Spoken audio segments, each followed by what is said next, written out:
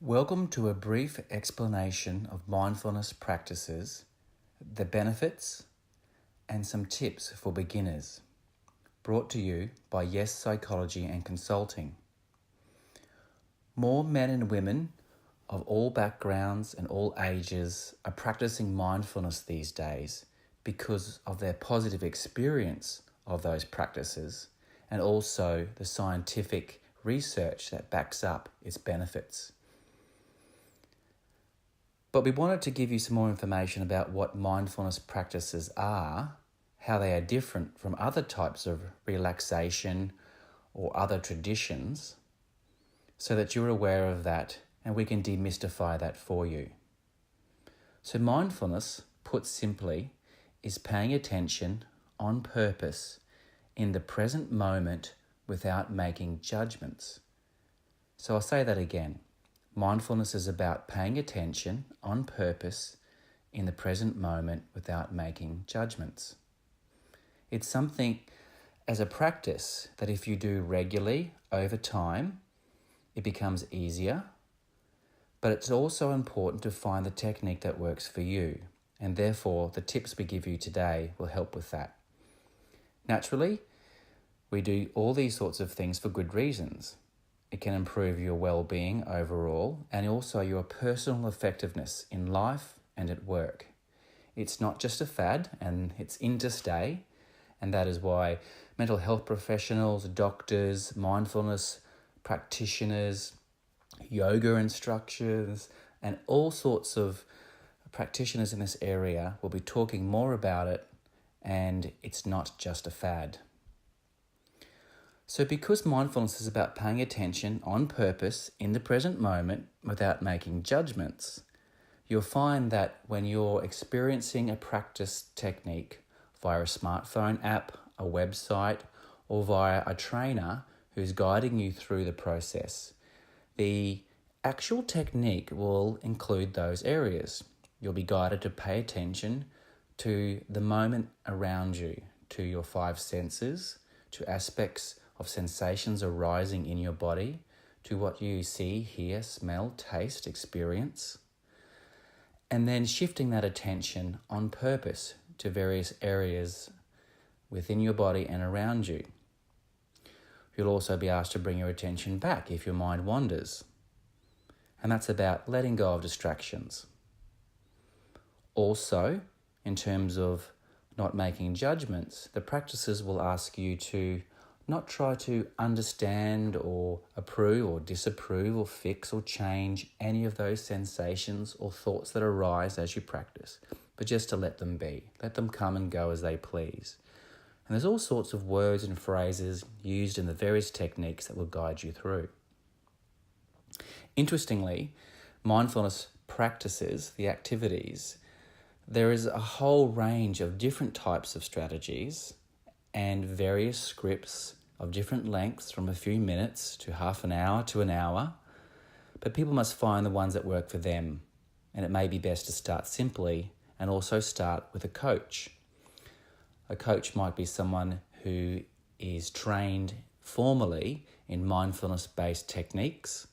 They may be a mental health professional or a trained or accredited mindfulness coach or trainer. It's important to utilize these resources if you find that your mind wanders a lot, it's very busy, you've had some challenging times or been through a rough patch, because mindfulness may not work for you in the immediate practices. And it can be easy to give up at that stage or to be discouraged in that time. However, with guidance from a coach, you can adjust the process, try some different ideas, and suddenly you may find that the practice becomes easier. So to use a metaphor for this, life is like a smorgasbord. The same with mindfulness techniques. There are various ways to do it. If you went to the smorgasbord and tried the anchovies first and didn't like them, you may give up on the whole smorgasbord. But let's just say that if you kept going, you'd find something that suits your taste, that you would enjoy, that would benefit you, nurture you, and it would be easier to go down. So mindfulness practices are similar. So for those who are beginning the process, I encourage you to try various techniques to use smartphone apps, guided meditation, or even try with a coach, as I mentioned earlier, so that you can persist with it until you begin to feel those effects. Like a lot of things, habit formation takes time, but the benefits are amazing. So what some people find is that just after 1 or 2 practices of mindfulness, they can feel a sense of relaxation, of settling, of being more focused or in the moment. Some people find that they notice the relaxation effect. However, mindfulness practices are not about relaxing. The goal is not to relax. It is to pay attention on purpose. It is to know these 3 things: where our attention is in the current moment, to be able to deliberately direct that to where it needs to be, and to keep it in that place, to keep the attention where it needs to be over time. And this in some ways is a mental flexibility skill that is a benefit that occurs over time. So while some people may have a practice of mindfulness and feel a sense of ease and relaxation, which is lovely, the long-term effect and the long-term goal of mindfulness practice is to achieve a whole range of other benefits that come with affecting and changing the nervous system, what we call the limbic system or the emotional system in the brain, which reduces our levels of stress and levels of reactivity. And there are changes that science shows in the brain in the area called the amygdala, the limbic system, and other areas, which I won't go into detail right now. So it's important that if you do experience or practice mindfulness in a place or a time when you do need to pay attention and focus on complex work during the day, that you may want to use a mindfulness technique or an energizer after your practice to re-stimulate your focus and to move into the next task that you need to do. So while you might practice a mindfulness technique that helps you to relax a little bit, you may feel you're in a switching off mode. However, there are others that allow you to pay attention to what you're doing in the moment, to let go of distractions, and to keep your attention on the task at hand. And these practices will help you engage and stay focused in your task, especially if you're using those during the workplace. So be mindful of when you practice and how long you practice for, depending on the work that you need to be doing in the next little while after that practice. However, by practicing the techniques regularly, even through the day in small doses, you can find benefits. And if you practice in formal ways over the course of days and weeks, guided or unguided, you will start to reap the other benefits. And what the research is showing is that those benefits improved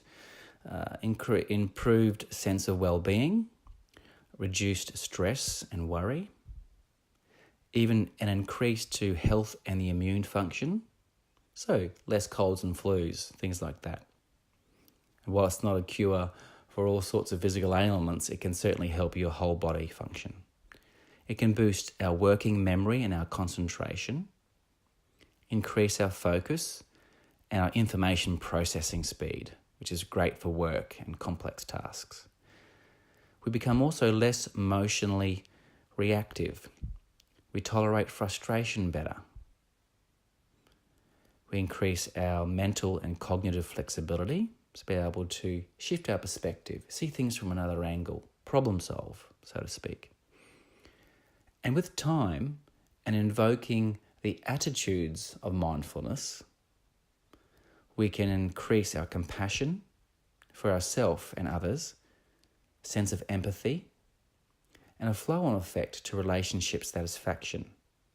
And lastly, of course, by spending time with ourselves, improving our awareness of our body, our surrounding, and our situation, we increase our self-insight. So those attitudes I mentioned just earlier include an attitude of openness, so openness to experience, trying new things, noticing what we notice. Secondly, curiosity, expanding our awareness and interest, listening to our body, being aware of that. Thirdly is self-compassion, compassion for ourselves and for others, extending on that. and also, lastly, acceptance. And in some ways, it's about being able to be in the present moment, experiencing what we experience, even if we're experiencing sensations that might be uncomfortable or unpleasant, but knowing that we can manage that we have room for that, and we can move on into our day and into that experience. Now, I also want you to consider that with those benefits in mind, and we're using mindfulness on a regular basis, consider how that may affect your levels of composure, the ability to manage your body language, to be able to think clearly before having a conversation or relating with others.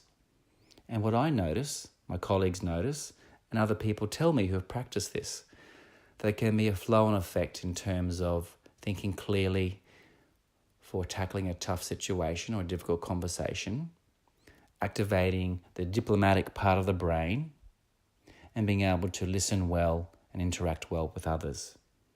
So a lot of fantastic benefits and achievements that can come through mindfulness practice.